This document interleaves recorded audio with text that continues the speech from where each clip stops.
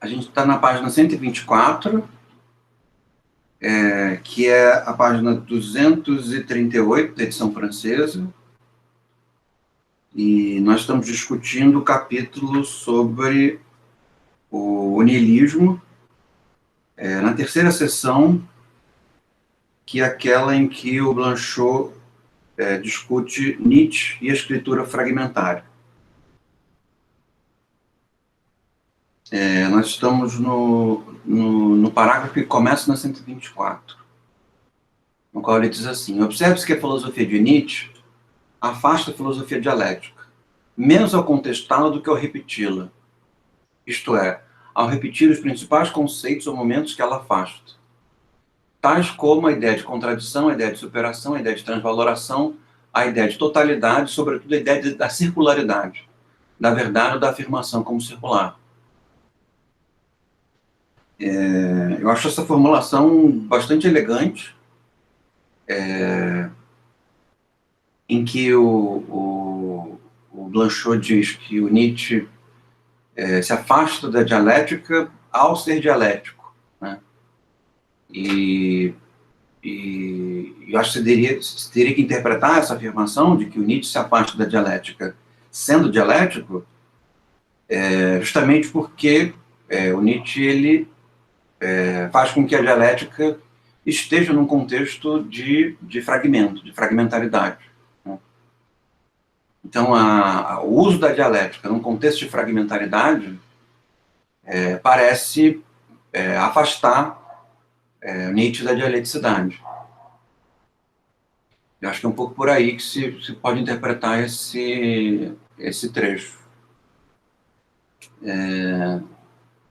E acho que essa é a maneira pela qual o Nietzsche procede em mais variados assuntos, né? Talvez esse tema a temática dialética no Nietzsche tem uma proporção gigantesca, né? Porque realmente ele estabelece todo um vocabulário em torno da superação, da transvaloração, da totalidade, da circularidade, e claramente esse vocabulário remete à dialética.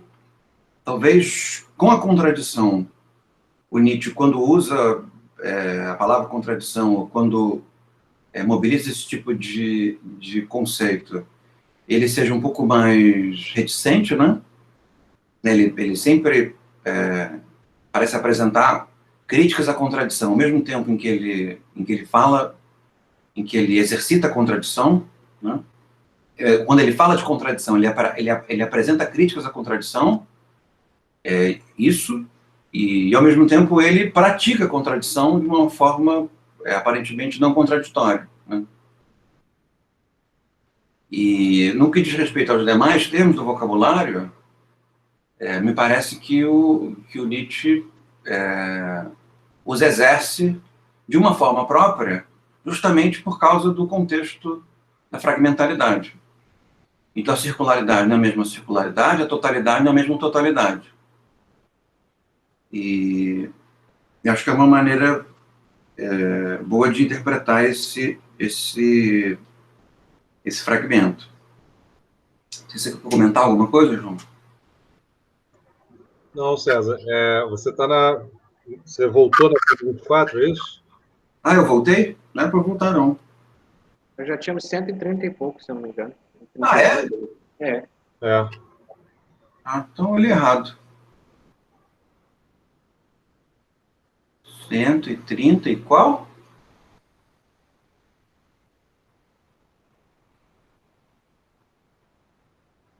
Eu voltei no texto, na verdade. Então, na verdade, então eu não lembro onde a gente está. 135, pai? Acho que não. A minha última marcação aqui foi na 129 de página. Mas não posso confiar que a gente parou aí. Ô, César, lembra, nosso último tema, digamos assim, foi a interpretação. E aí tem um trecho aqui que eu acho que você estava nele. É na 130. Tem um parágrafo aí que começa assim: Nietzsche ainda se exprime de outro modo. O mundo, o infinito da interpretação. Aí tem aquelas três palavras que o Blanchot coloca separadamente, né? Infinito. Ah, é verdade. Não é isso? Uhum.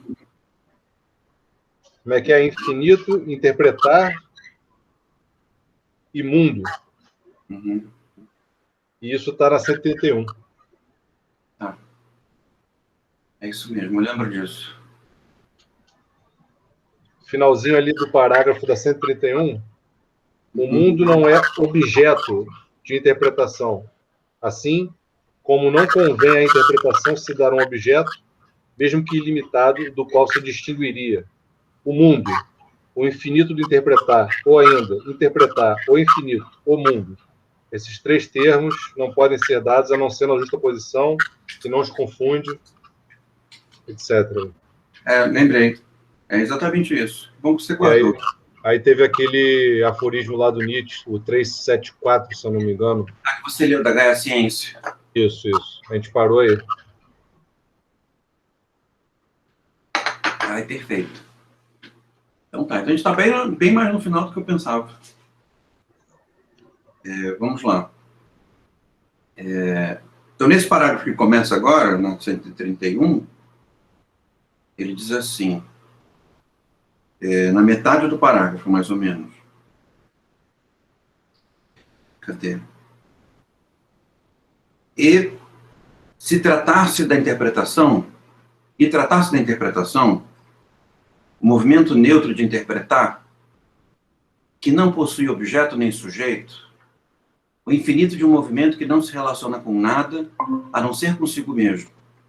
E já é dizer muito, pois trata-se de um movimento sem identidade, que em todo caso não tem nada que o preceda, a que relacionar-se nenhum termo capaz de determiná-lo.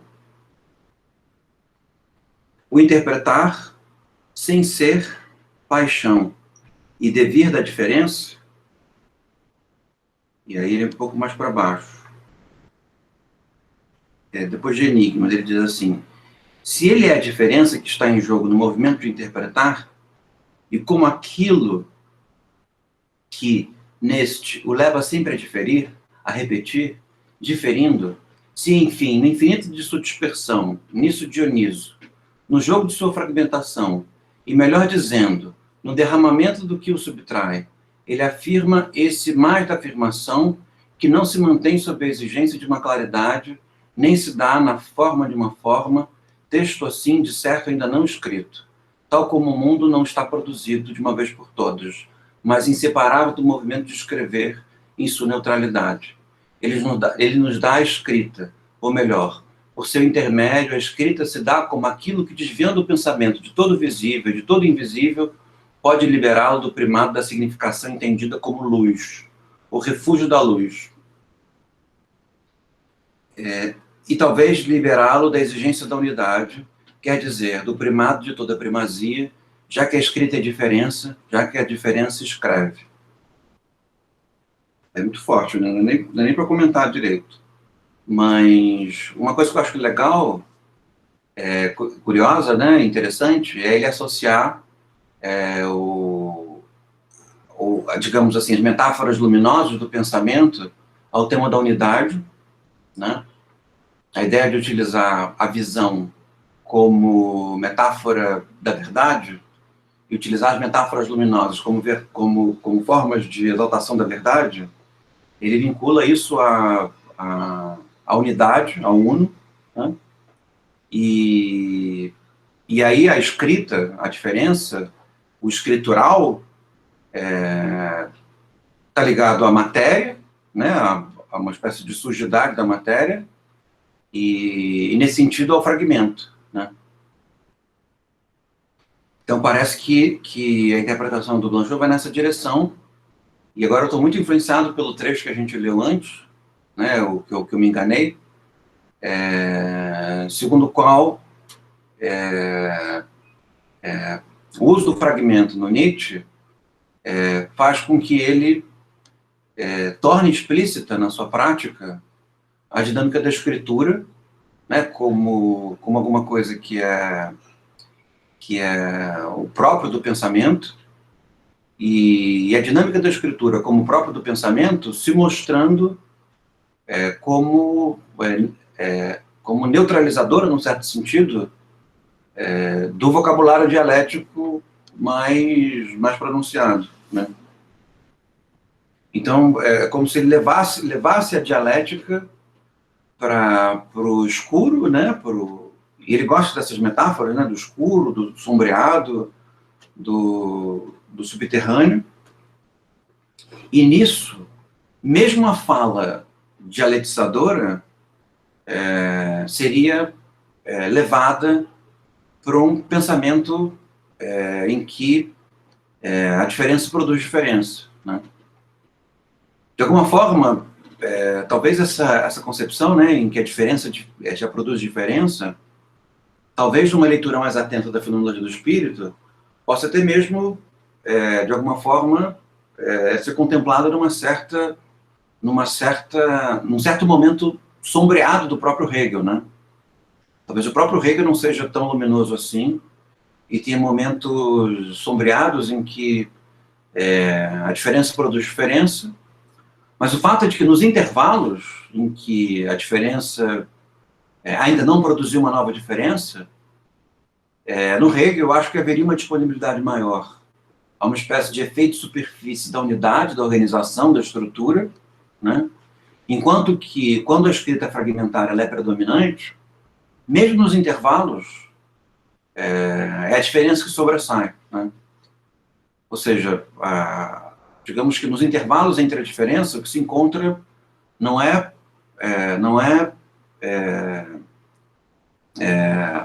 alguma estrutura, né, mas diferenciação. E eu acho que isso é alguma coisa que ele valoriza bastante.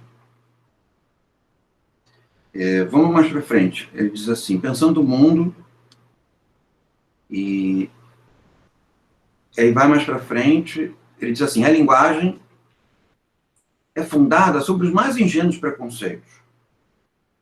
Não. A linguagem implica uma metafísica. A metafísica, deixa eu ver.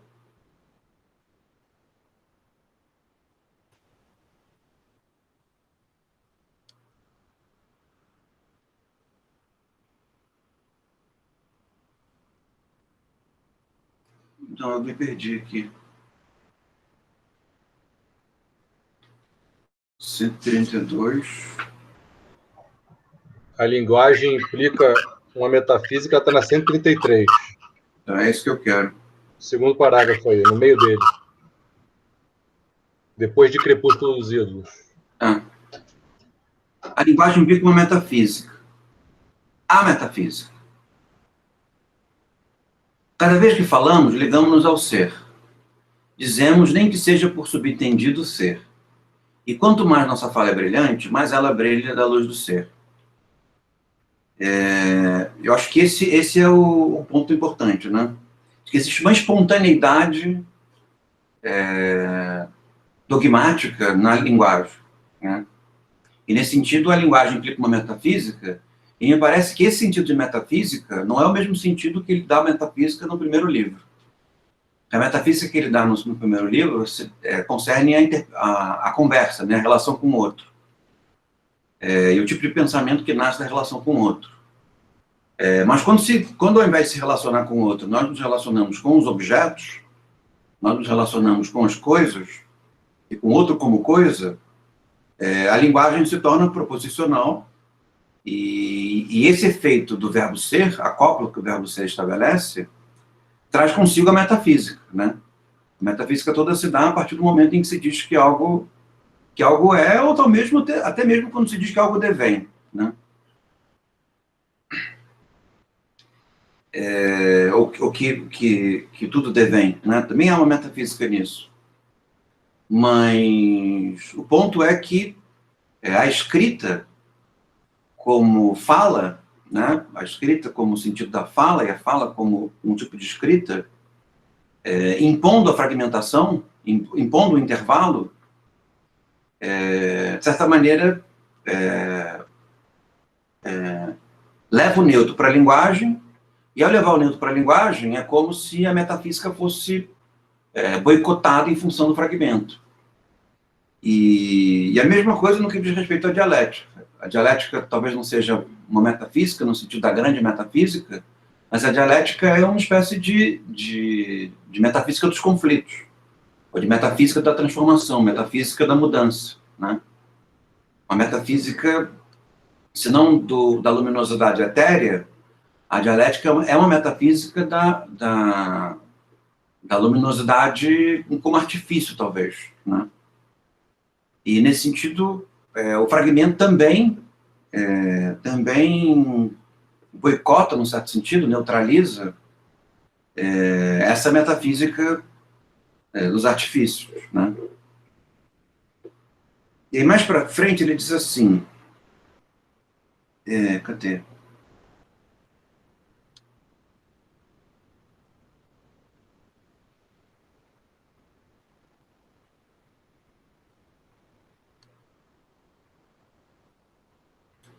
Receio muito que não nos desembaracemos jamais de Deus, pois ainda acreditamos na gramática. É uma frase do Nietzsche, ele não diz onde está. Isso o João sabe de cabeça. Crepúsculo dos Ídolos. Ah, ele fala antes, né? É dali mesmo. Tá. E esse é o ponto, se de alguma forma a linguagem traz consigo regras que lhe são intrínsecas e que fazem com que a fala possa ser, de certa maneira, antecipada, da mesma maneira que o ser, ele produz uma relação entre o dentro e o fora, né? Entre o que é e o que não é, também a gramática faz isso, traz essa dinâmica consigo, né? Ou seja, a gramática diz, de certa maneira, como que a fala deve se dar, né? E indicando o modo pelo qual a fala deve se dar, a gramática traz consigo uma metafísica. Nesse sentido, a conversa que eu tive com o Marcelo sobre causalidade, acho que ela entra muito nessa discussão, porque, de alguma forma, o que é a gramática, né? A gramática é uma expectativa de causalidade, né? A expectativa de que a linguagem vai se comportar de uma maneira pela qual ela já se comportou, né? Ou seja, a metafísica, ela é, em larga medida, uma projeção sobre as dinâmicas relacionadas ao futuro, né? A metafísica, ela é uma projeção do modo pelo qual o futuro se dá, e, ao mesmo tempo, a metafísica, ela é a explicação das regras atemporais, né? Atemporais que governam o presente, governam o futuro e governam o passado, né? De alguma forma, o que o fragmento diz é que a metafísica ela pode imperar sobre o que já se fez e o que se faz, mas a metafísica não pode imperar sobre o que não se fez, né? O que ainda não se fez, né?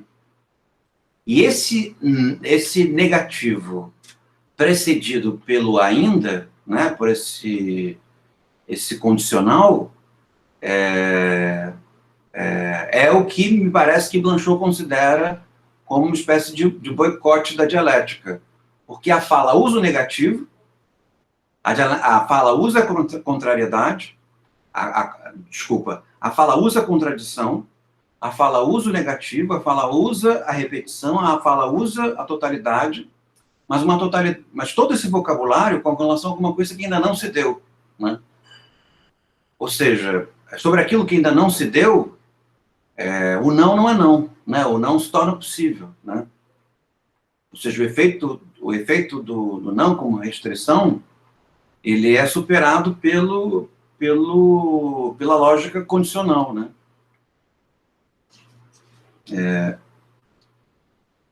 E aí ele diz, no comecinho do outro parágrafo, também que se compõe com isso: o mundo, o texto sem pretexto, o entrelaçamento sem trama e sem textura. Se o mundo não se entrega num livro, e menos ainda nesse livro imposto a ele pela infatuação da cultura, sob o título de vontade e potência, é porque ele nos chama para fora dessa linguagem que é a metáfora de uma metafísica. Fala em que o ser está presente na luz dupla de uma representação. De alguma forma, também, a naturalização da metáfora concerne também um jogo metafísico de alguma forma, antecipar o sentido figurado de determinadas associações de linguagem, né? Determinadas conjunções de linguagem. Então, se o futuro é alguma coisa misteriosa, porque a lógica que se utiliza é a lógica do fragmento, ou seja, existe alguma coisa que nos interrompe diante do futuro, com mais razão, o sentido metafórico daquilo que ainda não aconteceu não pode ser tomado como uma evidência, né? Ou seja, o sentido metafórico, no fim das contas, é o sentido metafórico da conjunção linguística que já se fez, não da conjunção linguística que se vai fazer, né?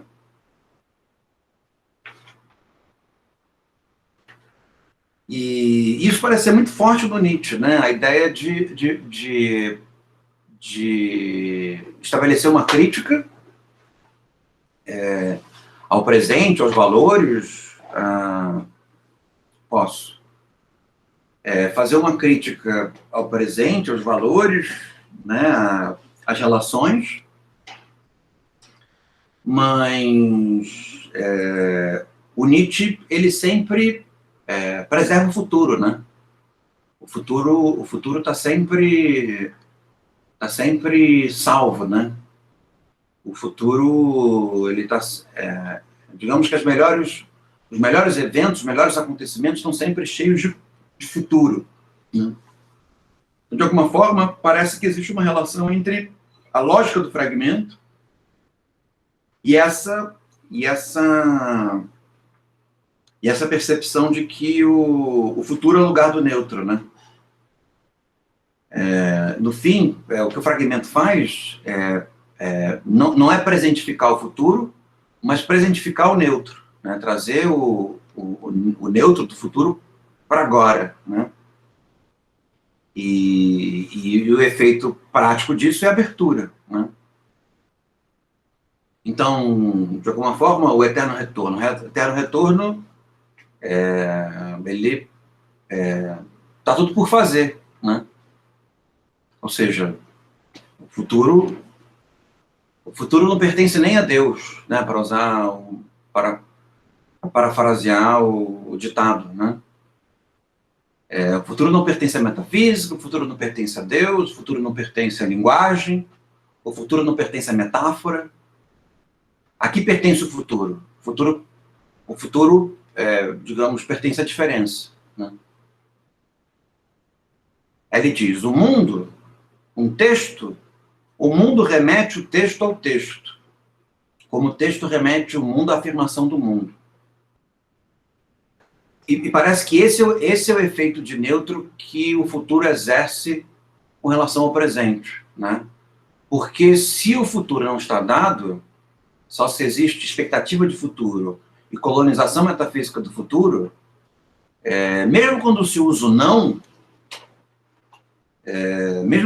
numa função negativa, não numa função dialética, né, mas mesmo quando se usa, que é a negação da negação, mas mesmo quando se usa o não numa função negativa, é a afirmação que se tem, né? Porque o não como função fragmentária, né, o não sem um futuro determinado, nada mais é do que possível também, né? Então, nesse sentido, o texto remete ao texto, como o texto remete o mundo à afirmação do mundo. Então, como se de um lado tivesse a linguagem pertencesse ao presente e ao passado. E a linguagem tivesse pretensões com relação ao futuro. A linguagem exerce suas pretensões com relação ao futuro a partir da gramática, a partir do verbo ser, a partir das metáforas. Mas o futuro escapa né, da gramática, da metáfora, do ser, porque, no fim das contas, pelo menos na concepção do Blanchot, a relação de continuidade entre o presente e o futuro não se dá em termos do que o futuro é, mas se dá em termos dos elementos, dos fragmentos que estão no futuro. E aí eu uso fragmentos no sentido bastante elementar, né? A matéria, como eu poderia dizer, a areia, né? Os pigmentos, como eu gosto de usar em alguns textos, né? A pictorialidade. Então, nesse sentido, o que há de contínuo entre o presente e o futuro é de que o futuro será texto, esse é o ponto.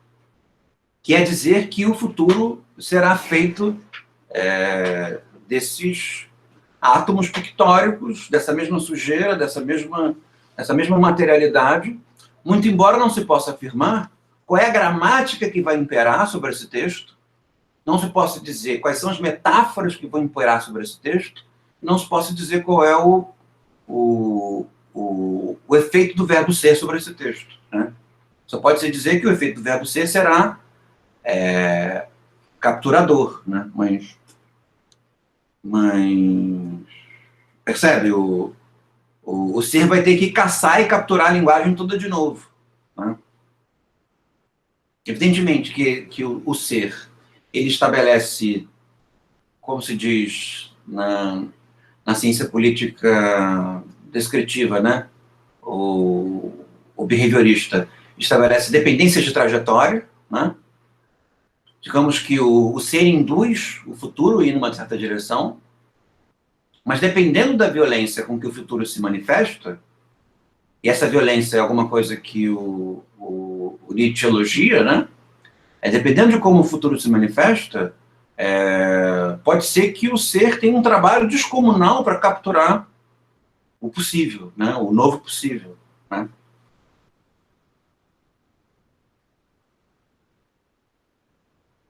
Não sei se faz sentido para vocês essa interpretação, mas eu acho que é por aí.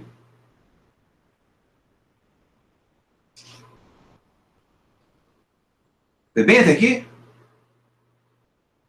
Então tá. E aí vamos para frente. No parágrafo que começa com 135, e começa com pedaços, fragmentos, acaso, enigma. E aí ele diz assim: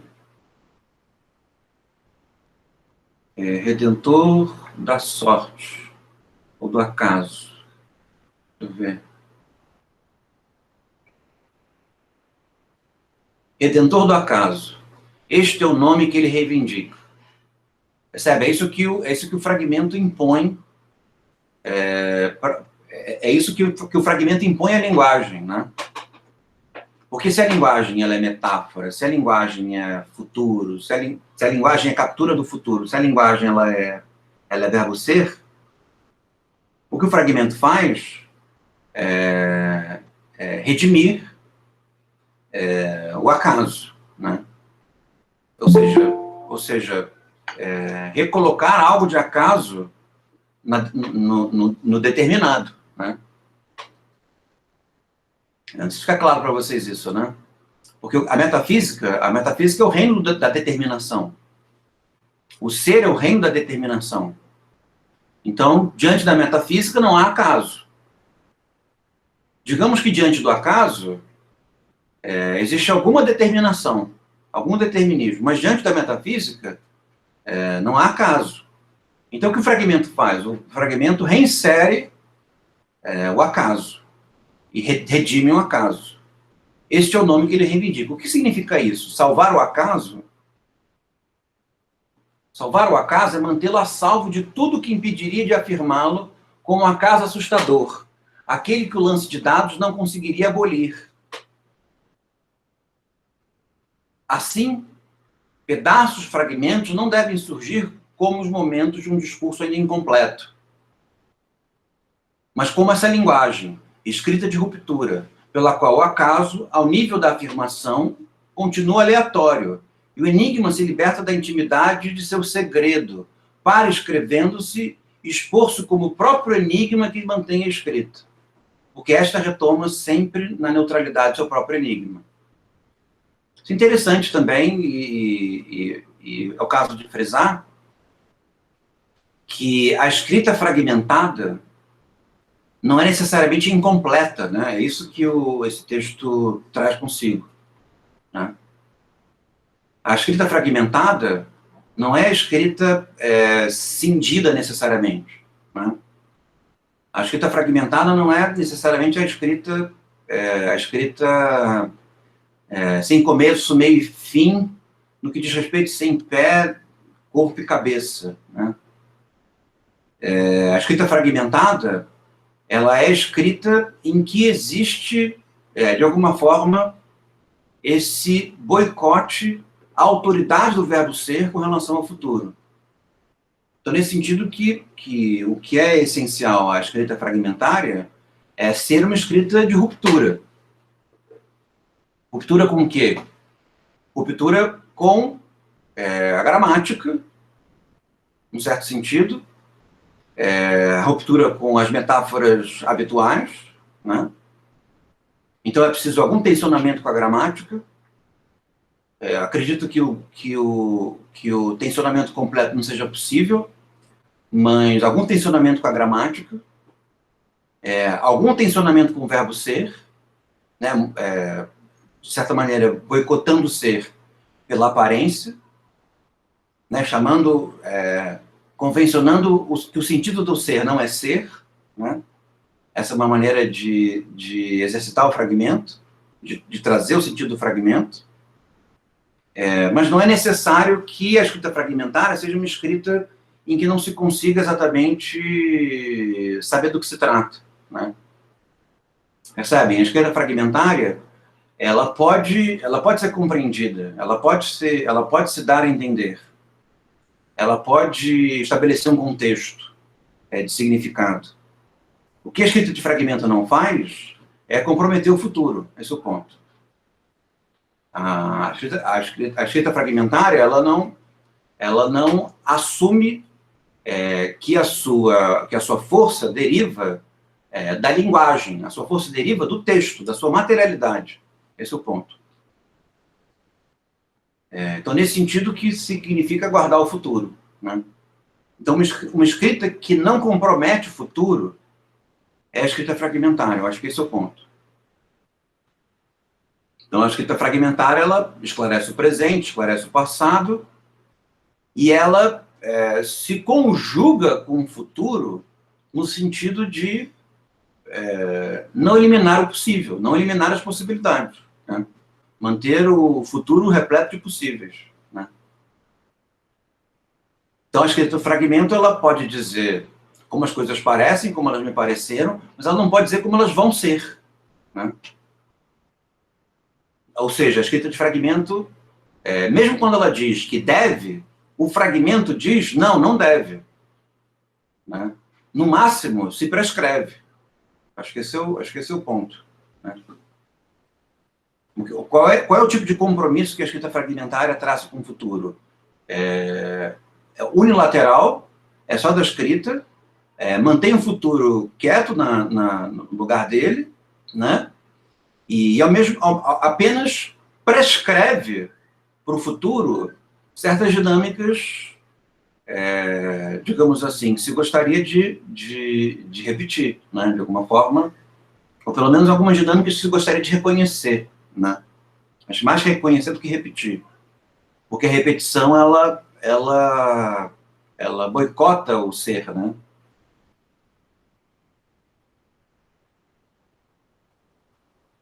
Então, isso tudo pode ser resumido no fato de que os pedaços, fragmentos, o discurso fragmentário, ele se compromete com o texto, mas não com a linguagem.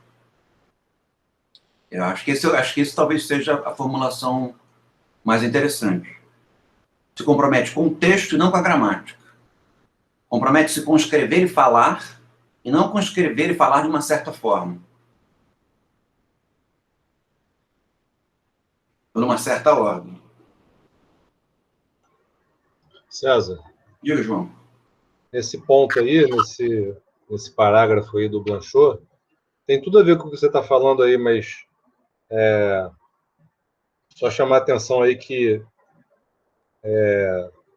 tem a ver também com aquela coisa da dialética, porque ele traz um trecho aí do Zaratustra, em que o Zaratustra fala que quer levar à unidade o fragmento.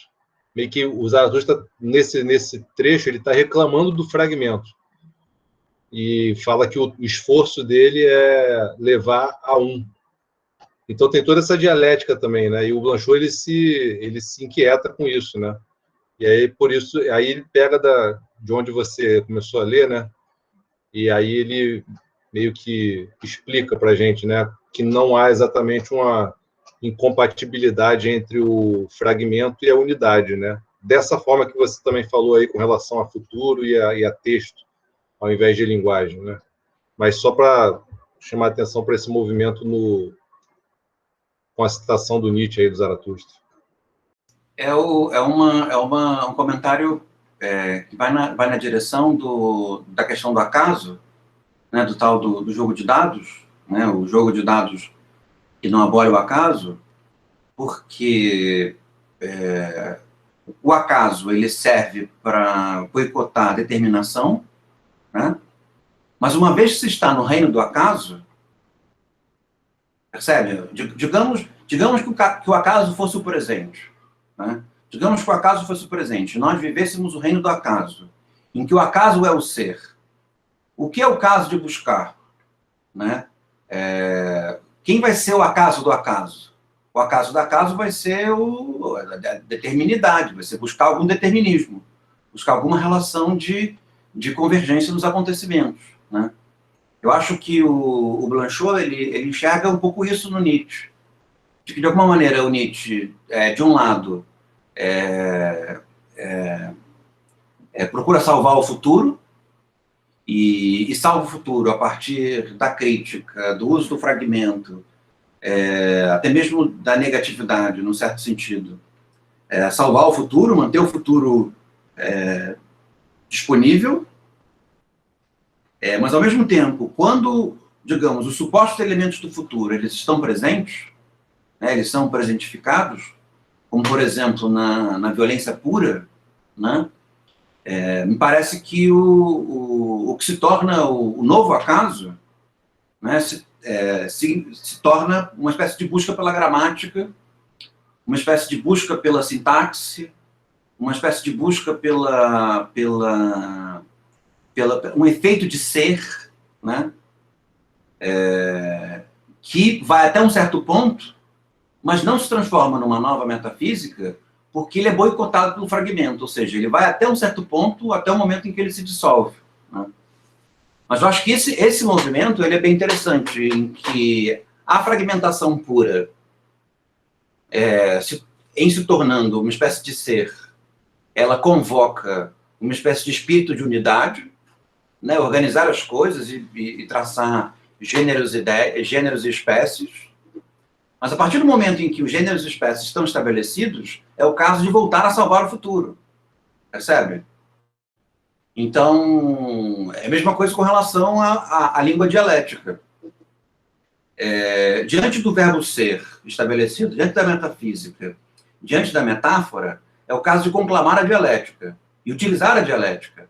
A partir do momento em que a dialética se torna impositiva, ou seja, que a dialética começa a comprometer o futuro, é o caso de opor a dialética ao fragmento e fazer o fragmento subsumir a dialética, de tal maneira que a dialética se torna uma subespécie do fragmento, e não um fragmento uma subespécie da dialética, né? Me parece que esse trecho do Zaratustra ao qual você se remete, lido pela interpretação do Blanchot, eu acho que ele ia um pouco nessa direção, de que, num reino de fragmentaridade, existe uma necessidade de efeitos de ser, em certo sentido, e de uma certa prática dialética. No reino da dialeticidade instaurada, é preciso recuperar o fragmento para resguardar o futuro, né? Nisso eu acho que a dialética pura, ou a violência pura, ela torna imperioso um certo efeito de ordem, e o efeito de ordem se torna transgressivo, né? Sabendo que não vai além de um certo ponto. Porque o efeito de ordem feito pelo fragmento não faz com que o mundo se torne submetido a uma linguagem, a uma gramática, ao ser, né? Eu acho que vai um pouco nessa direção.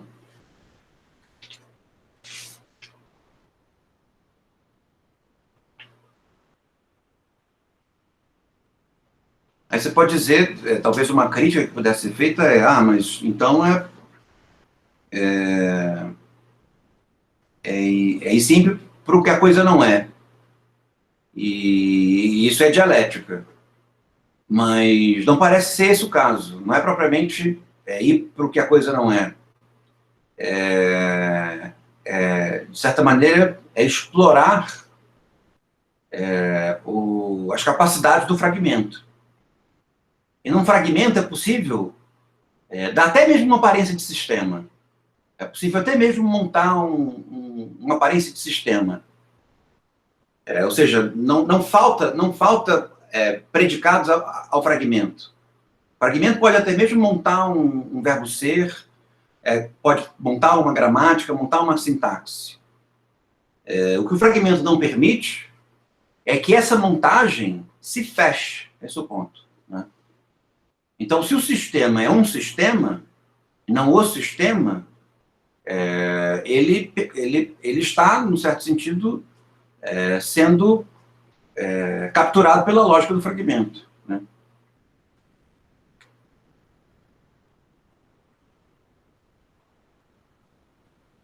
Ou remetendo a Simone de Weil, ou remetendo ao Pascal, o fragmento pode até mesmo buscar Deus, ele só não pode encontrá-lo, né?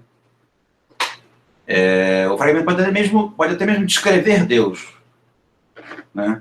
Só não pode conferir a ele existência, né? E não porque não possa, é porque conferir a ele existência significa a morte do fragmento. E a morte do fragmento significa a morte do futuro, né? O futuro enquanto indeterminação.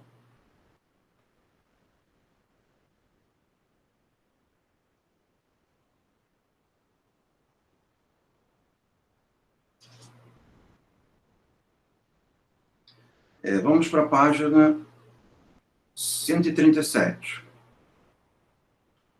A não sei que vocês tenham alguma coisa para indicar antes disso. Mas na página 137 ele diz assim: palavras justapostos, mas cujo arranjo é confiado a signos, que são modos de espaço, e que fazem do espaço um jogo de relações, e que o tempo está em jogo. Chamamos-los signos de pontuação. Eu interpreto esses signos de pontuação como texto, né? A materialidade do texto, a pictorialidade do texto,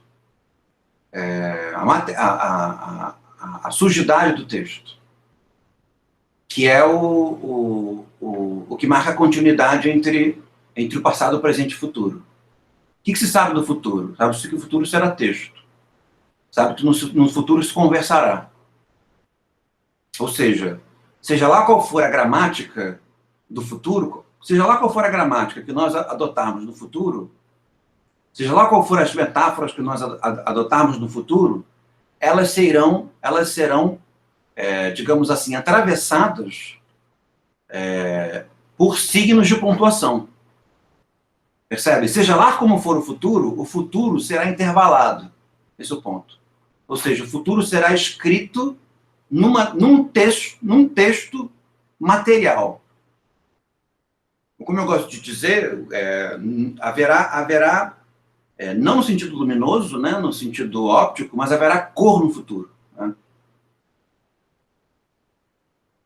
Ou seja, seja lá qual for a forma, essa forma será textual, será material.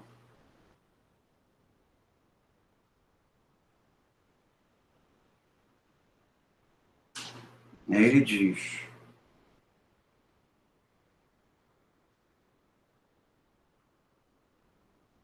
seu valor não é de representação.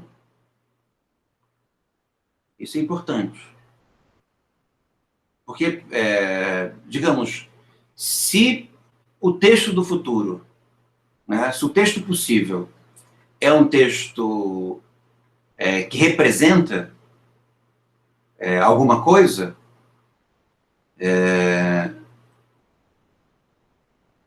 se pode dizer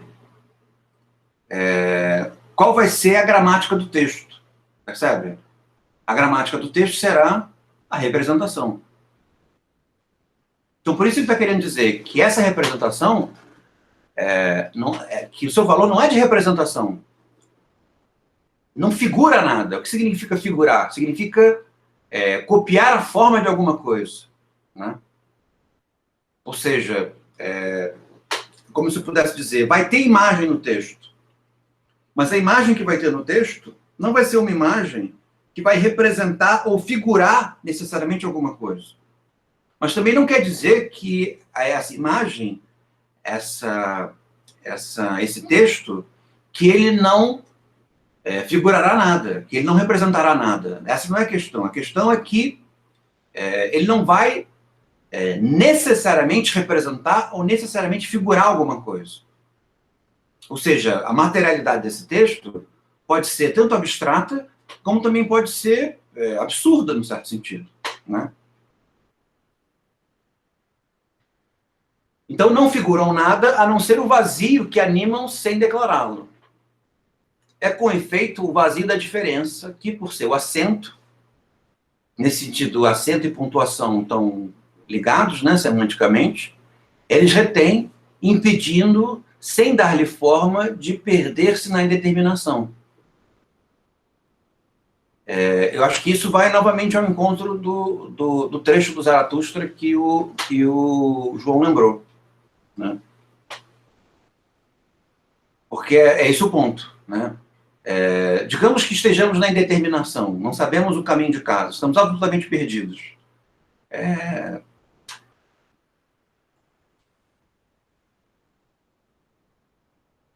Aí com efeito o vazio da diferença que, por seu acento, eles retêm, impedindo-lhe, sem lhe dar-lhe forma, de perder-se na indeterminação. Ou seja, haverá um acento, haverá signos de pontuação. Então, se estamos perdidos, podemos fazer com que o acento e os signos de pontuação sejam de tal maneira desenvolvidos a ponto de darem uma impressão de gramática, darem uma impressão de sintaxe, darem uma impressão de verbo ser, percebe? Dar uma impressão de cópula entre sujeito e predicado, percebe? Ou seja, mas eles não estão lá, os acentos, as pontuações, não estão lá para figurar, não estão lá para representar figurativamente, né? Não estão lá para terem uma forma, né? Podem ter forma, podem figurar. Esse é o ponto. Isso parece importante. E ele diz assim,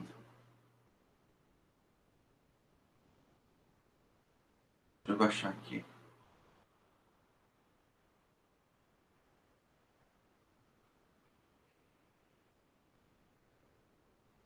De um lado, seu papel é de impulso, de outro, e é o mesmo, de suspense. Mas a pausa instituída por eles tem por característica notável o não colocar os termos de que asseguram ou barram a passagem e de tampouco destituí-los. Como se a alternativa do positivo e do negativo, a obrigação de começar por afirmar o ser, quando se quer negá-lo, fossem assim, enfim, enigmaticamente rompidas. Signos que não têm, bem entendidos, nenhum valor mágico, todo o seu preço, fossem eles suprimidos ou ainda não inventados, e de certa maneira, eles sempre desaparecem no acessório ou no acidente de uma grafia. Vem da descontinuidade, a ausência não figurável e sem fundamento. Que é a descontinuidade? A ausência não figurável e sem fundamento, de que antes suportam do que carregam o poder. Ali onde a lacuna se faz censura, em seguida cadência e talvez junção. Aí agora é o ponto. Articular o vazio pelo vazio, estruturá-lo enquanto vazio, extraindo dele a estranha irregularidade que desde o começo sempre o especifica como vazio, é por aí que os signos de espaço, pontuação, acento, escansão, que eu não sei o que é, ritmo, configuração, preliminar de toda a escrita, fazem um jogo da diferença e estão comprometidos com o seu jogo. Eu acho que esse lugar é muito legal. É que a ideia de que o futuro é texto, né? E os elementos que são presentes no futuro, pontuação, acento, escansão, fazem o jogo da diferença. Mas isso não quer dizer que fazer o jogo da diferença não possa significar fazer o jogo da identidade, num certo sentido. O que não acontece quando se faz o jogo da identidade é que a identidade tenha um substrato idêntico, uma substância idêntica, né? Mas se quiser fazer um retrato hiperrealista de alguém, num texto, qual é o problema? A grande questão é não tornar essa gramática utilizada uma norma. Esse é o ponto. Então, não que sirvam para traduzir esse vazio para torná-lo visível, à maneira de uma notação musical. Ao contrário, longe de reter o escrito ao nível dos traços que deixa ou das formas que concretiza.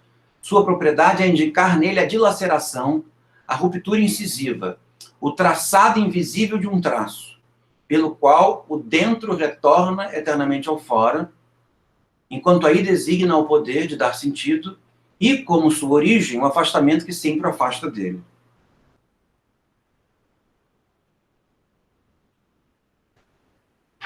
Eu acho que, não sei, ficou obscuro para vocês ou está fazendo sentido? Então tá. Então são várias palavras que ele utiliza para remeter a esse tipo de exercício em que a lógica do fragmento ela acontece, né? Então, digamos que a lógica do fragmento tem vários elementos, digamos assim, composicionais para ele, né? Digamos, o fragmento, mais do que elementos composicionais, que é matéria, o fragmento também tem lógicas composicionais. E quais são essas lógicas composicionais? Não são uma sintaxe, né? São uma rítmica, percebem? Ou seja, quais são as palavras que ele invoca para falar sobre essa lógica composicional do texto futuro? Pontuação, acento, escansão, espaços, intervalos. Então, seja lá qual for o texto terá um ritmo, percebem? Seja lá o que acontecer, terá um ritmo. E esse ritmo, ele pode ceder a sua preponderância por uma melodia, talvez. E essa melodia se tornando uma gramática, essa melodia dando uma aparência de gramática, essa melodia dando uma aparência de função de cópula entre o sujeito e o predicado, essa melodia dando a entender uma espécie de efeito de identidade. Mas esse círculo não se fecha. É isso que a lógica do fragmento traz consigo. Ela até permite uma certa encenação das formas do pensamento, as formas tradicionais do pensamento, né? Mas o que a lógica do fragmento impede é que essa lógica do fragmento, a lógica do pensamento, se feche a ponto de estabelecer o dentro e o fora. Ou seja, o que está dentro do pensamento, o que é lógico, o que é identitário, o que é melódico e o que não é. Nesse sentido, a lógica do fragmento mantém uma espécie de fora radical. Mesmo que, em alguns momentos, haja uma espécie de sensação de dentro em função do espiralado. Então, eu consigo pensar de maneira fragmentária, de modo até mesmo a obter algum tipo de realização num quase-sistema, percebem? Num quase-sistema. A única coisa que a lógica do fragmento não permite é encerrar-me num sistema. Por quê? Falando uma linguagem do direito natural, não se tem o direito de capturar o futuro. Ou pelo menos não se tem o direito de capturar o futuro todo. Esse é o ponto. É preciso deixar ao futuro, é imperativo não pretender, porque é impossível, me parece, mas é imperativo não pretender capturar o futuro como um todo. Então, para isso, é o caso de baixar a bola da gramática, baixar a bola da metafísica. Mesmo que se possam haver gramáticos, possam haver metafísicos. Quase gramáticos ou quase metafísicos. Acho que seria um pouco a percepção. Ou até mesmo, usando nas nossas metáforas políticas, né, um quase libertário ou um quase comunista. Percebem? Um quase liberal, o futuro pode até mesmo ter um liberal, mas um quase liberal ou um quase socialista. Porque é preciso que esse quase esteja presente para que o futuro possa, a partir da sua propriedade do texto, o seu direito natural ao texto, inventar uma linguagem nova. Percebe? Não simplesmente ser governado por uma linguagem que já existe. Fez sentido para vocês isso? Vocês estão achando uma interpretação muito tendenciosa? Fez sentido sim, mas quando você diz aquela comunhão entre duas linguagens aparentemente contraditórias, às vezes pode se criar uma coisa quimérica, absurda, igual anarco-capitalista, que é uma invenção e que torta direito se diz de pessoas que compactuam um pouco com o que o anarquista diria, mas eles consideram a lógica de Estado, a lógica de mercado, como funcional, como é coerente, faz sentido. E aí juntam isso de uma maneira a defender um discurso que é óbvio que tem todos os limites, não estou dizendo, mas essa ideia de dois pontos conflitantes ou contraditórios entre si convergindo. É por isso que eu julgo que o pensamento do Blanchot ele é tão interessante, forte, principalmente nesse flerte curioso que ele tem com relação à dialética. Porque diante de uma quimera, alguma coisa que tenta capturar o mundo e ao mesmo tempo é feia para burro, é o caso de permitir que a negatividade a estraçalhe, né? Que a negatividade a consuma, que a negatividade produza, transforme em extrato de pó de mico, né? Percebe? O fragmento, a lógica do fragmento não é um ternorismo, né? A lógica do fragmento, ela traz consigo, digamos assim, uma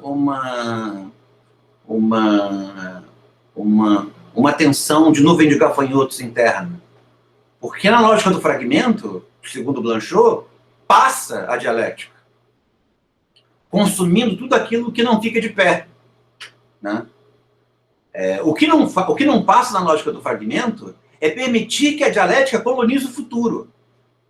Percebe? De tal maneira que haja um mundo dialético que impera sobre o futuro, fazendo com que todas as alternativas estejam do lado de fora. Mas dentro da lógica na lógica do fragmento, a lógica do fragmento não tem dentro nem fora, digamos assim, como um corredor, nela passam nuvens de gafanhotos dialéticas em que, se uma coisa como essa fica de pé, isso se torna forte por falta de crítica, porque as pessoas estão imbecilizadas, é o caso de consumindo, né? Alguma coisa não fica de pé porque se quer que ela fique de pé. Alguma coisa fica de pé em função da sua consistência. Percebe? Do seu quase ser. Esse é o ponto, né? E o anarcocapitalista não quase é. O anarcocapitalista não é nada. Não nada no sentido blanchotiano, mas não é nada. é simplesmente um espantalho mal feito, um boneco de neve, é um boneco de neve, sei lá, no shopping center, na Barra. Percebe? Não é nada, não é só uma quimera, é só alguma coisa que basta de ligar o ar-condicionado que ela vai derreter. Né? Percebem a dinâmica? Mas isso não quer dizer que o futuro não tenha direito a tentar montar a sua quimera.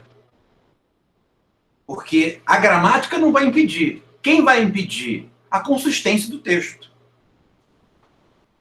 Né? Eu acho que é um pouco por aí. Então, é preciso que E aí, esse também é um ponto, né? Se há uma ausência de crítica tão constituída, e nós somos tão facilmente tomados de captura por uma forma de pretensão do ser, que ela é absolutamente quimérica e inconsistente, e ainda assim se deixa que ela fique de pé, né? Está faltando vigor na negatividade, né? Porque não tem nada mais delicioso do que destruir. Cadê os dialéticos destruindo coisas que não... Né? Cadê os dialéticos como corvos e urubus comendo a carniça? Percebe? Então, é o caso nós precisamos de novos dialéticos. Os nossos dialéticos estão muito fraquinhos, né? Não estão dando conta de um recado muito pequeno, né? Um recado ridículo, né? Acho que é um pouco o que acontece no momento em que os fascismos reaparecem, né? Os fascismos reaparecem quando a negatividade ela deixa de ser intensa, né? E talvez nesse sentido a gente possa até retomar aquela discussão Deleuze-Hegel e pensar isso, né? Porque a positividade, a expressão positiva, por mais que ela seja, por assim dizer, a finalidade da lógica do fragmento, é como se ela deixasse não sei, eu acho que a lógica da afirmação por ela própria, ela gera muita quero usar uma palavra bem polêmica para isso. Ela gera muito esoterismo. Tá? A lógica da positividade é praticar tão somente o positivo gera um certo esoterismo, uma espécie de escola construtivista, em que você faz um bolo de terra e todo mundo diz que está lindo, né? Isso tem efeitos dramáticos e trágicos para o mundo, né? Se a gente faz um hominho palito, todo mundo acha que está lindo porque o mundo é afirmação, percebe? Chega um momento em que alguém faz um hominho palito um pouquinho mais pretensioso e em que é para se queimar a gente dentro dele, né? Então, nesse sentido, a aproximação que o Blanchot tem com relação à dialética parece ser mais consistente do que a alergia que o Deleuze tem com relação à dialética. Porque, no fim das contas, é a dialética que mantém um certo grau de consistência no uso do texto. É a dialética, num certo sentido, que impede que alguns textos se transformem em linguagem. Talvez a comunicação não violenta é uma boa coisa, né? A comunicação não violenta, ela faz com que nós nos comuniquemos numa espécie de fofismo em que não se fala nada para ninguém, né? Porque a expressão tem a ver com violência, né? No meu departamento a gente tem uma autora da comunicação não violenta, né? E há momentos nas reuniões em que está todo mundo mandando o outro tomar no cu. mas todo mundo na comunicação não violenta. Os e-mails são feitos na fonte dos Simpsons, mas cor verde, e tá todo mundo... Interessante. É um case. É o caso também do não gênero das comunicações departamentais, né? As pessoas não usam gênero, mas elas estão comendo o fígado uma das outras em termos mais sexistas que jamais se imaginou, né? Então, é tipo o programa da Xuxa, os meninos, as meninas, e eles estão jogando bola um no outro, e segundo uma lógica muito antiga, né? E no fim das contas, é preciso ter uma nuvem dialética para dizer que isso tudo é besteira, né? Essas invenções são baixas, sabe? Isso não se sustenta. É preciso outra coisa, né? É preciso se inventar com mais radicalidade, ou como eu gosto de dizer, girar mais rápido. Está tudo muito devagar.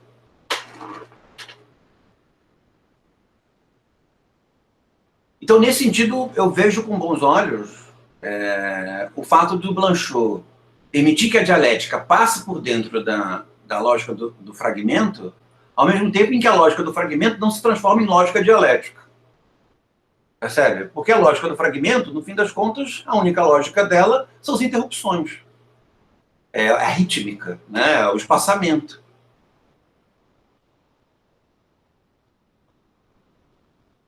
Aí o último parágrafo, ele diz assim, diferença. A não identidade do mesmo, o movimento de distância, o que leva deportando o devir de interrupção. A diferença traz em seu prefixo o desvio onde todo poder de dar sentido busca sua origem no afastamento que o afasta dele. Isso é interessante, né? Porque a diferença, ela é positiva, né? A diferença não é o negativo, a diferença é o positivo. Mas a diferença, sem usar um positivo negativamente, ela vai se tornando cada vez mais inconsistente, né? Vocês concordam comigo? Porque porque a diferença gera o positivo, ela gera um sim. Se esse sim não começa a estabelecer uma lógica dialética a partir dele, os sims vão ficando muito frouxos, vão ficando muito, muito fracos, muito raquíticos, né? Então, a diferença, muito embora a diferença não seja o negativo não faça parte da diferença, a diferença, ao ser capaz de produzir um efeito de negatividade a partir do positivo, ela, de certa maneira, seleciona, num sentido consistente, as formas do positivo, né? Então, pensando em identidades, é o caso de inventar identidades. Nesse sentido, sou bem deleuziano. As pessoas têm que inventar identidades. Mas se a identidade não vingou, tem que abortar. Percebe? E esse é o ponto. É preciso haver uma espécie de interpelação pela consistência da identidade.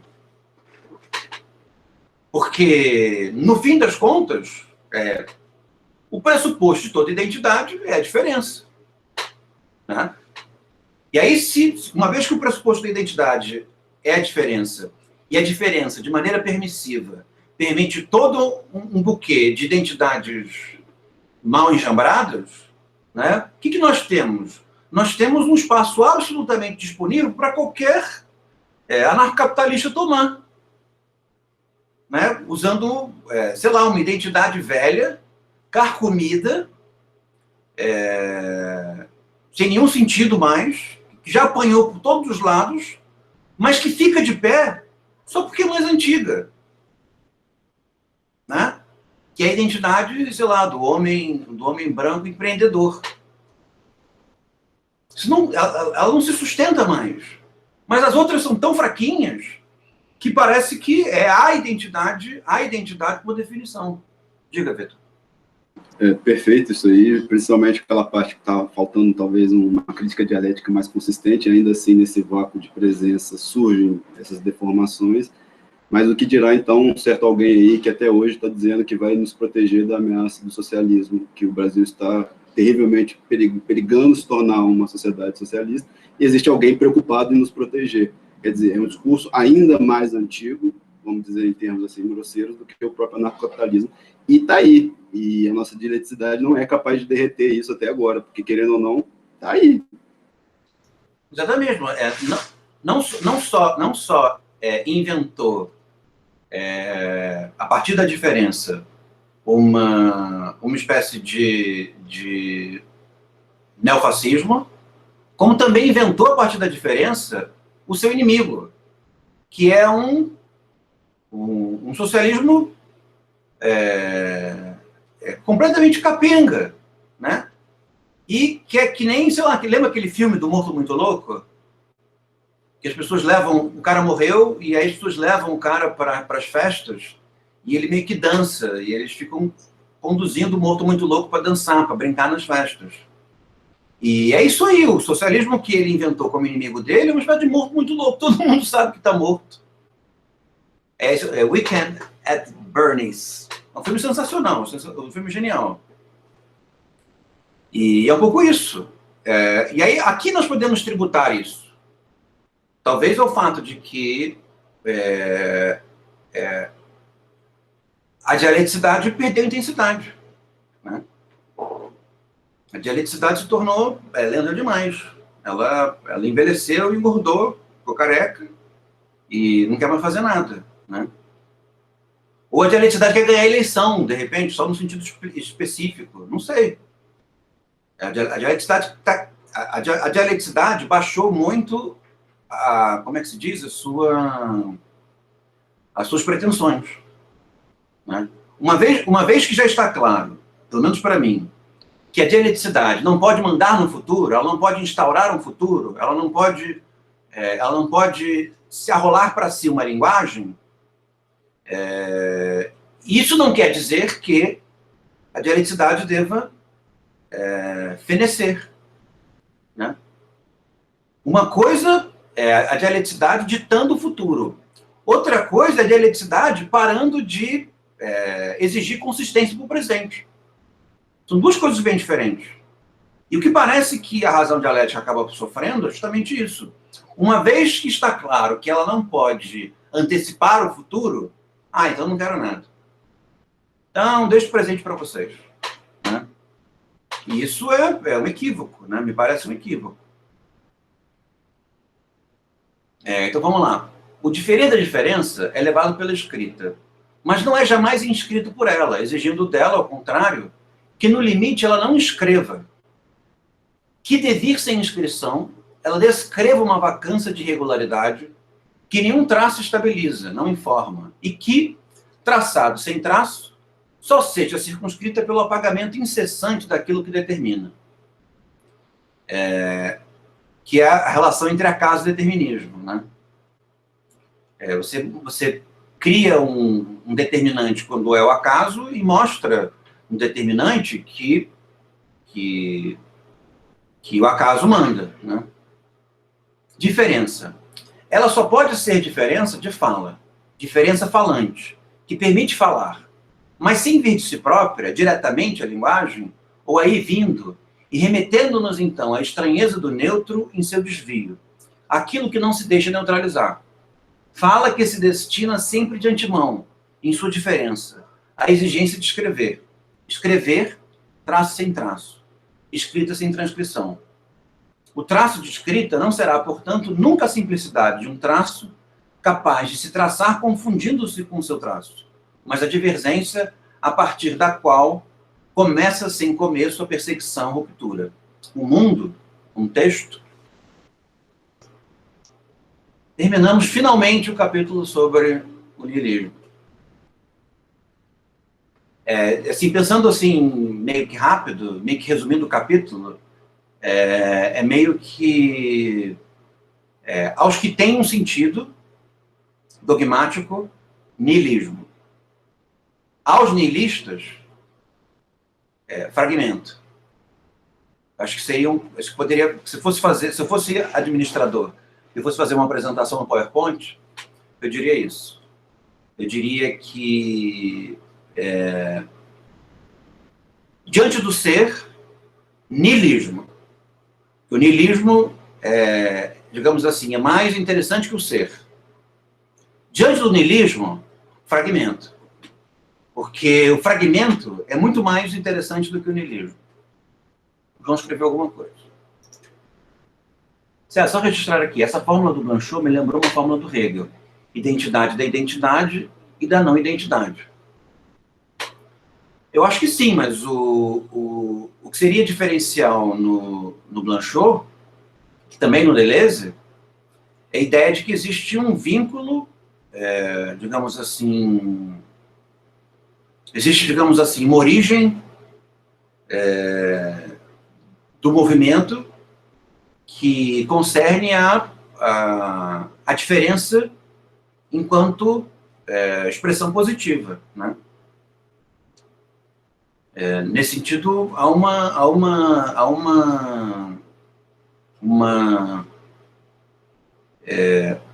afirmação da presença, né? Acho que poderia dizer nesse sentido. E o negativo, o Deleuze diz isso nos momentos do Nietzsche Filosofia, que eu acho os piores, mas agora, lendo Blanchot, estou achando bom. Que eu não entendo muito bem ainda como que se deriva o negativo da identidade, do positivo. Né? Porque, na verdade, não é um negativo verdadeiro. Né? É uma espécie de semblante negativo. É como se fosse o positivo, a afirmação, usando toda uma maquiagem, uma fantasia de negativo. Né? Porque o negativo como origem na negatividade, parece que traz consigo uma lógica dialética, segundo a qual não existe fora, onde tudo é interno a ela, e ela apenas se expande. Né? Então, acho que essa seria, digamos, a diferença entre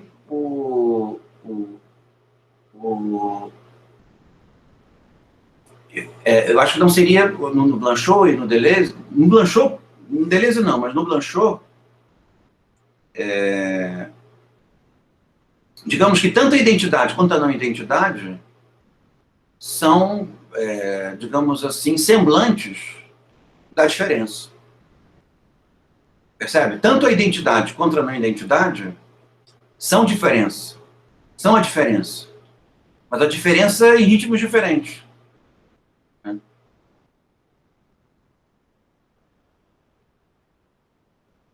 sei se fez sentido para você.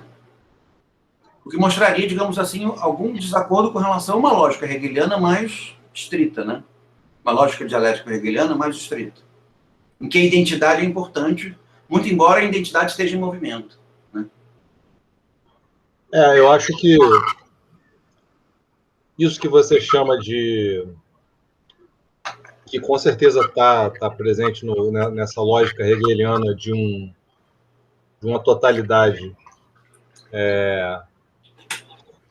fora da qual não tem nada, ela só se expande através desse negativo.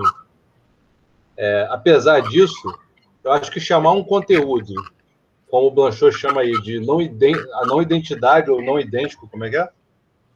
Não identidade do mesmo. E chamar um conteúdo de identidade e não identidade, chamar isso de diferença ou de identidade, para mim, dá no mesmo. Mas aí a gente tem que ver como é que funciona, né? E aí você chamou atenção para esse papel do negativo em função de um idêntico, né? Em função de uma identidade, e isso não existiria, por outro lado, no Blanchot, talvez no Deleuze, seria mais uma coisa do positivo, né? Sem ter essa circunscrição, né? Digamos assim. Aí tudo bem, tem essa diferença aí, que eu também não sei como, mas eu acho que também é passível de problematizar, né? Tipo assim, nesse sentido que eu problematizei a formulinha. Mas, enfim, era só para registrar mesmo.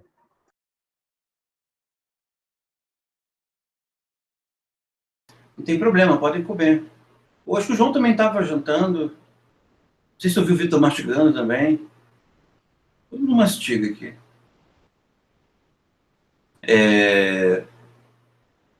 Mas ela adora as nossas reuniões. Ela está sempre jantando na hora das nossas reuniões. Ela adora. Legal. Ela ri muito.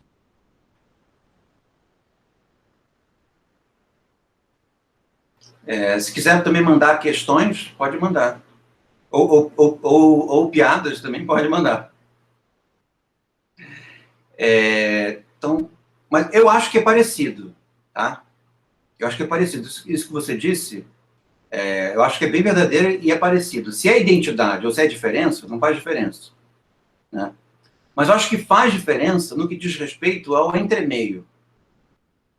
Porque se é identidade, existe, digamos assim, uma radicalidade na ruptura que é essencial. Ou seja, a identidade vai se romper em função de uma outra coisa e vai se constituir algo refazendo uma lógica. Mas se não é identidade, e se é diferença, esses entremeios, eles são muito mais plásticos, percebe? A questão não se dá em função da lógica, mas a questão se dá em função da aparência. Ela é muito mais plástica e fluida, né? Nesse sentido, talvez você possa até mesmo dizer que o melhor seria para a diferença se comportar segundo uma lógica da identidade da não identidade. Porque a lógica da identidade da não identidade é uma lógica, digamos assim, mais dura, em que as dinâmicas históricas, elas são mais fraturadas, elas são mais... Não sei se você está entendendo o que eu estou querendo dizer.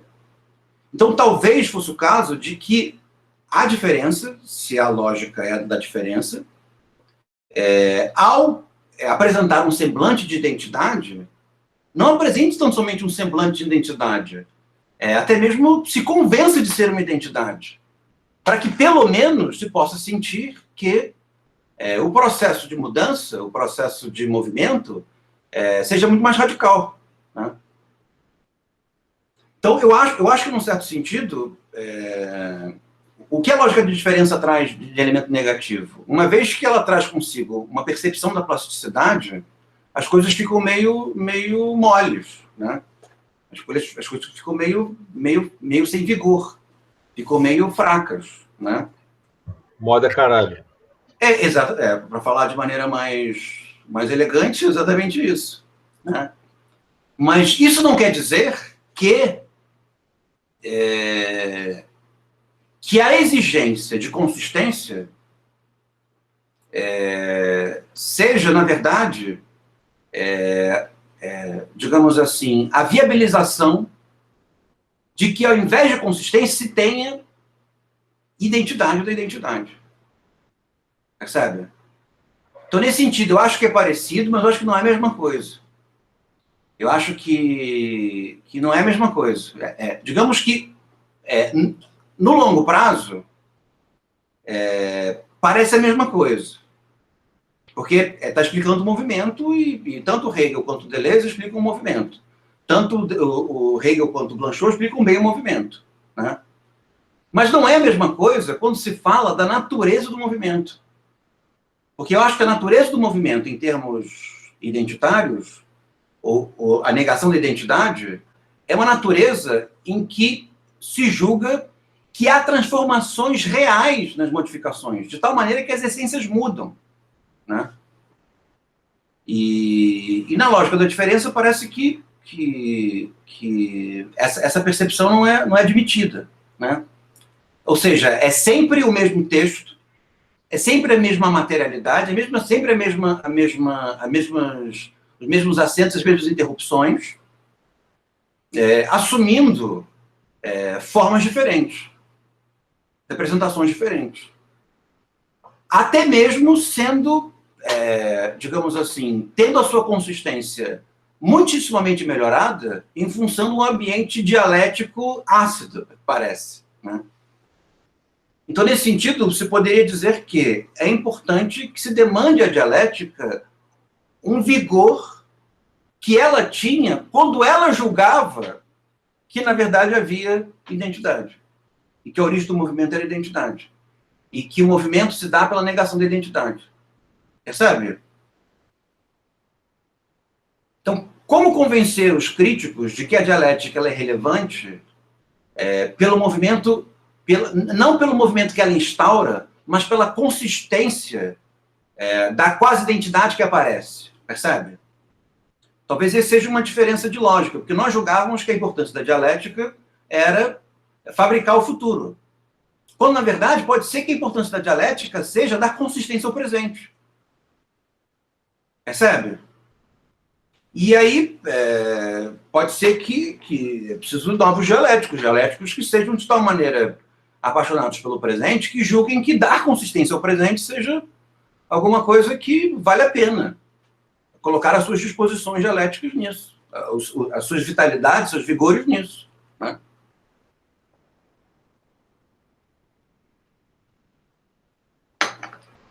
Tá bem? Faz sentido? Então, legal. Então, acabamos o capítulo sobre o niilismo. Quer dizer, não acabamos o capítulo sobre o niilismo, a sessão sobre o niilismo, e acabamos o capítulo que também tem esse título, né? Reflexões sobre o niilismo. E agora começamos a reflexão sobre o inferno, para o clima ficar mais levinho. Reflexões sobre o inferno, as duas referências maiores são na verdade, a referência maior é o Camus, em dois livros, predominantemente, O Homem Revoltado e o Mito de Sísifo. Tá? E ele vai levar essas obras, né, o Mito de Sísifo, para pensar a questão do niilismo e, de certa maneira, criticar algum niilismo do Camus em função do neutro. Né? Mas ele vai reconhecendo essa dinâmica em que é necessário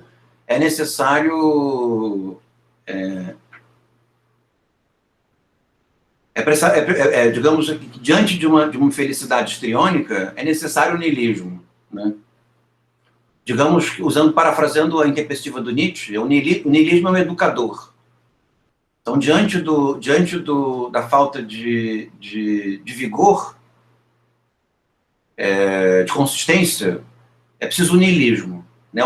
O niilismo tem sido uma escola, poderia dizer assim, nessas figuras, né? no Nietzsche, no Camus, no Kierkegaard. Né? O niilismo, digamos que muito se deve ao niilismo no que diz respeito à consistência dos argumentos. Mas no niilismo, o fragmento, o neutro. Né? Então é um pouco ele parece defender uma espécie de oscilação, nunca entre a histrionia, mas sempre uma oscilação entre o neutro e, se não neutro, niilismo. E isso é curioso porque numa imanência, digamos assim, que é positiva. Né? Isso é curioso.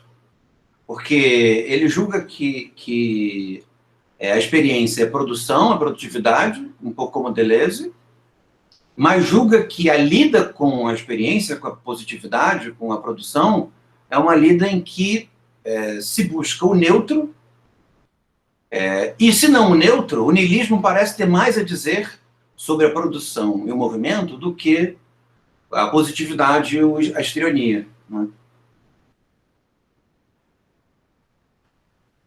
Não sei se eu me fiz entender. Aí, reflexões sobre o inferno. Vamos lá, página 140.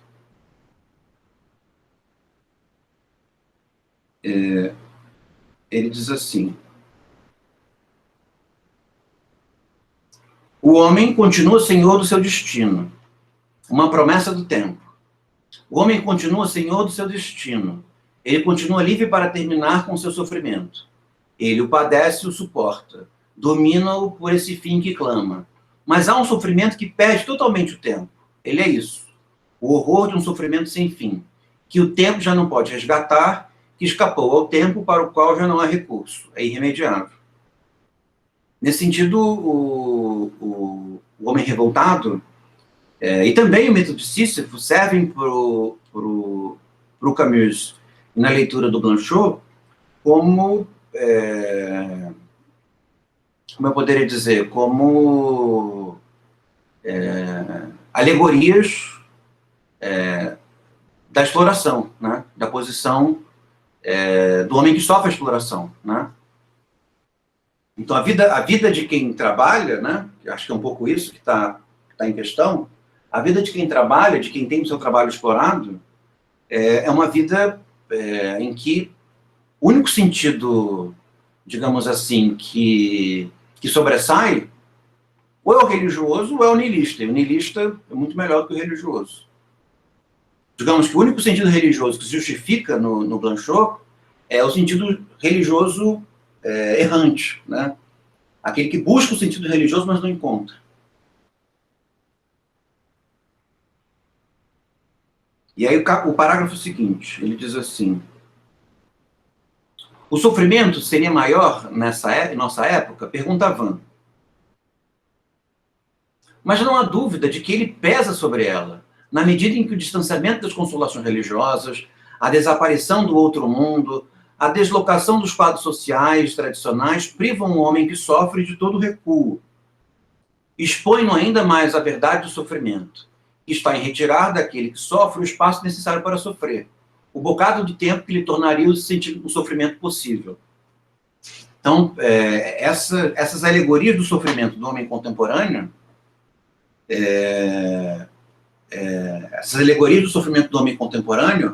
elas são, digamos assim, especialmente gravosas, porque o homem contemporâneo, digamos que conta menos com bálsamo, né?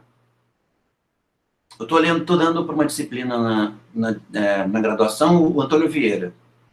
E o Antônio Vieira condena a escravidão. Condena a escravidão com todos os Fs e Rs. Tanto a do índio quanto a do negro. Quando ele vai dar um sermão para os negros, dizendo que os negros foram escolhidos, o sofrimento deles é bom, quanto mais eles sofrerem, melhor vai ser a vida após a morte, o senhor deles vai ser chicoteado por eles, o senhor dele, o senhor dos escravos, vai ser tão achincalhado no paraíso que nem direito a servi-los vai ter. Quem vai servi-los é o próprio Deus, né? Ou seja, é um bálsamo imenso, né? Então, o homem contemporâneo só aceita o bálsamo se for burro, né? Então, nesse sentido, o niilismo tem uma acepção interessante, porque ele, digamos que vivencia o sofrimento sem bálsamo, né? Nesse sentido, o niilismo tem um aspecto bastante crítico.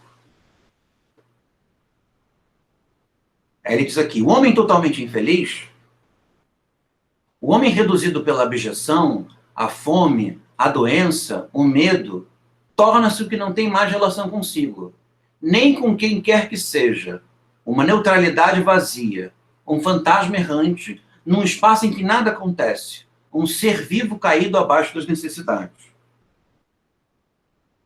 Aí, parágrafo seguinte. Se eu estiver indo muito rápido, vocês me falam. A Yasmin desistiu de mim, ela foi embora? Ou eu achei que estava tão acelerado que ela foi embora.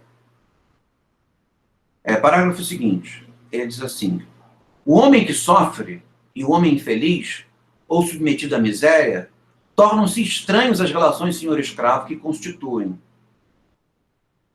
no que diz respeito à sua situação, um estatuto quase promissor. O homem niilista, né, o homem que sofre, ele está de tal maneira em relação direta com o seu sofrimento, sem problema. A gente vai vendo, depois você lê. Ele tem uma relação tão direta com o seu sofrimento que não é uma relação dialética, né, para ele. Ou seja, não é o senhor que se vê no olhar do escravo, nem o escravo que se vê no olhar do senhor, né? É o homem que sofre vendo sofrimento e se vendo a partir do sofrimento, né? Então, nesse sentido, o Blanchot não enxerga uma dialeticidade nisso, né? Na relação Ele não enxerga uma dialética do senhor e do escravo no homem que sofre. É esse homem niilista, né, que sofre. Que perdeu tudo. Né? Perdeu todos os bálsamos. Quando se perde o Senhor, porque ele se tornou sem nome, um puro poder irresponsável e inencontrável, esta é uma situação extremamente difícil. Mas as potências abstratas podem ainda ser nomeadas. A mais distante, a mais inalcançável, chama-se um dia Deus. E a onipotência de Deus acaba por dar aso a um combate decisivo. Bem mais grave é a escravidão constituída pela ausência do escravo, a servidão dos homens. Ela própria, aparentemente, tão leve quanto uma sombra. Ali onde o destino não tem peso nem realidade. Eu me revolto, logo nós somos. Disse Albert Camus numa fala em que pôs a toda decisão de uma esperança solidária. Mas aquele que perdeu o poder de dizer eu está excluído dessa fala e dessa esperança. Então, digamos, alguém que perdeu tudo e só tem o sofrimento, né? Sofrimento no sentido niilista, né? Só tem o sofrimento como causa do sofrimento, ele sequer pode dizer eu. Logo, ele não se revolta. Né? Não faz sentido se revoltar. Porque a revolta traz consigo uma certeza. Né?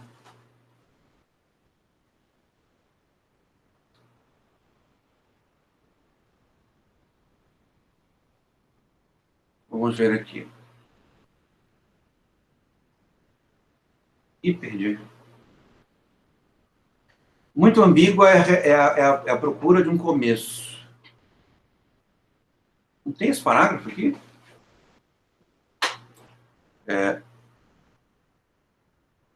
Achei. No final da 145. Vamos lá. Vamos por Marx. Quando Marx levou a crer, de acordo com uma interpretação em curso durante muito tempo, que a história, a velha, pesada dialética histórica, chegava como que por si própria, justamente hoje, o homem pronto para começar, tão próximo quanto possível de nada, privado de todos os valores da história e de todas as formas do poder. O homem de nada, pronto também, devido a isso, a assumir da maneira a mais justa o todo do poder e o todo da história. A vertigem de esperança que tomou conta do mundo prova a força dessa exigência. Dá-se o mesmo com a obsessão do niilismo. Albert Camus diz no prefácio de um de seus livros: começamos a sair do niilismo. Sim, mas essa afirmação, por mais segura que seja, deixa atrás de si uma dúvida não resolvida. É verdade. Saímos do niilismo, mas acontece que, talvez, nunca tenhamos entrado nele. Ao menos enquanto se trata de uma forma coletiva e não da experiência de um eu de exceção. Mesmo o proletário de Marx parece excluir o proletário em andrajos, tendo excluído o homem caído abaixo das necessidades, à sombra do escravo exilado da escravidão, que trabalha sem relação formadora com o trabalho.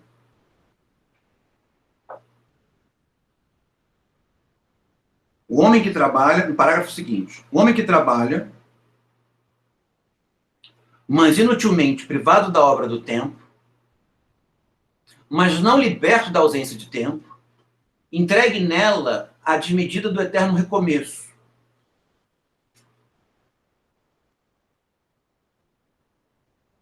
E esse homem nu, não um homem, mas o espaço de nudez e de vazio que ele produziria se estivesse sempre já, e como que de antemão desaparecido, dá lugar a uma afirmação que é alegria, que diz silenciosamente a alegria e a força do homem nu e despojado, movimento que é, ao menos por sua exigência, bastante próximo daquele do proletário de Marx. Aí pula o parágrafo, vamos para o próximo. Ele diz assim: o escravo é o homem que já conseguiu, progresso infinito, encontrar o Senhor.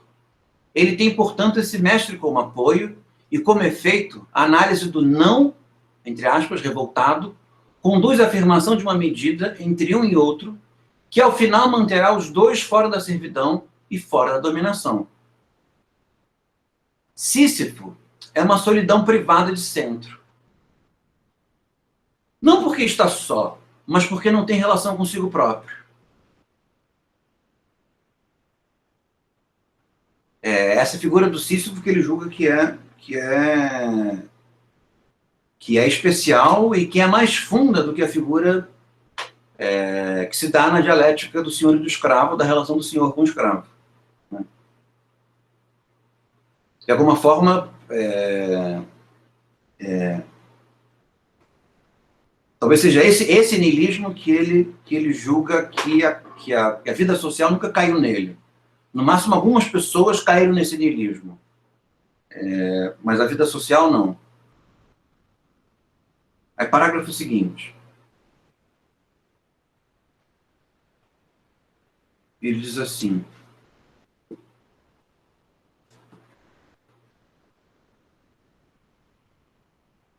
talvez não haja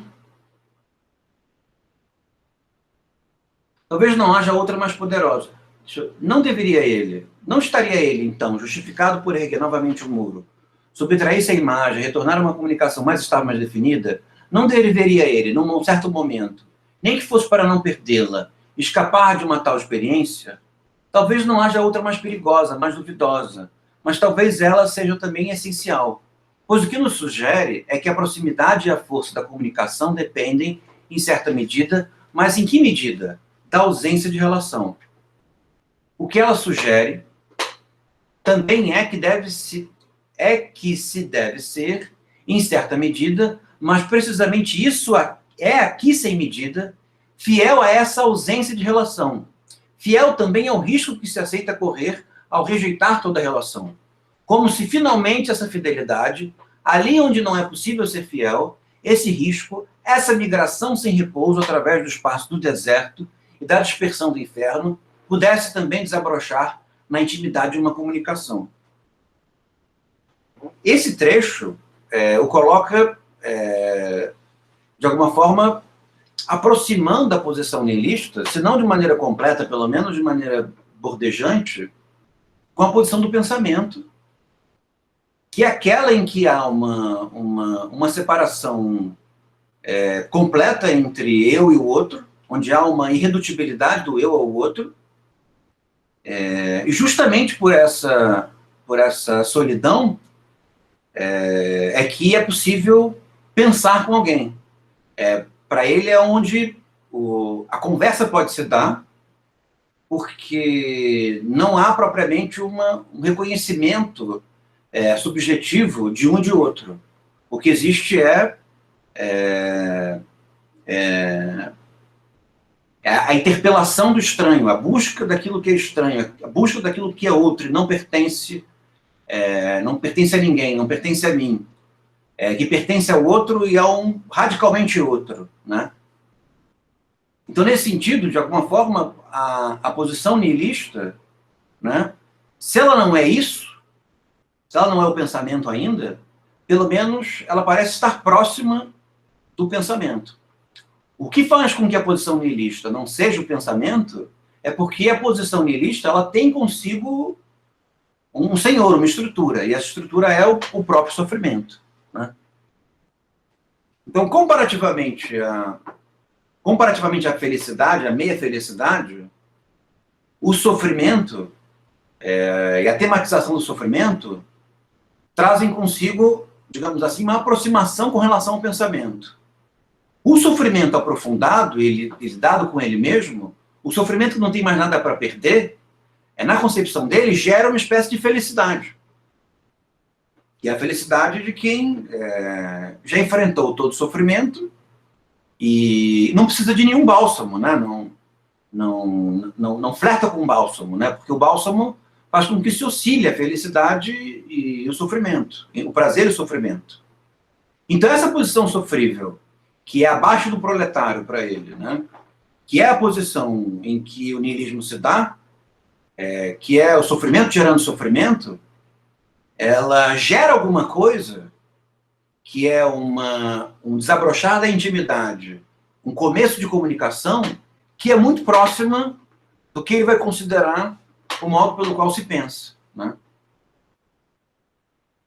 Então, com isso ele não está querendo dizer que o sofrimento seja a condição do pensamento. Não. Mas ele está dizendo que aquilo que acontece no sofrimento é próximo daquilo que acontece quando se pensa. Né? E o que é pensar? Né? Pensar para ele é conversar com o outro. Conversar com alguém. Conversar com... buscar alguma coisa que é completamente estranha. Completamente outra. Né? Foi bem até aqui?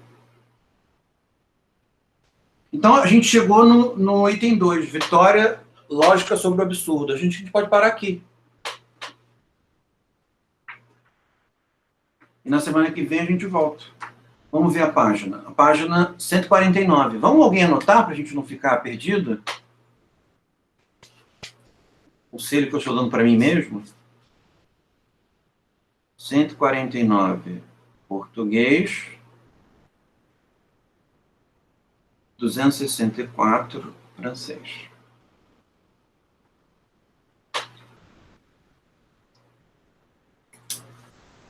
Não sei se eu que tomei muita Coca Zero, mas eu achei que o ponto foi ótimo. A gente conseguiu esclarecer muitas coisas, chegar a várias conclusões interessantes.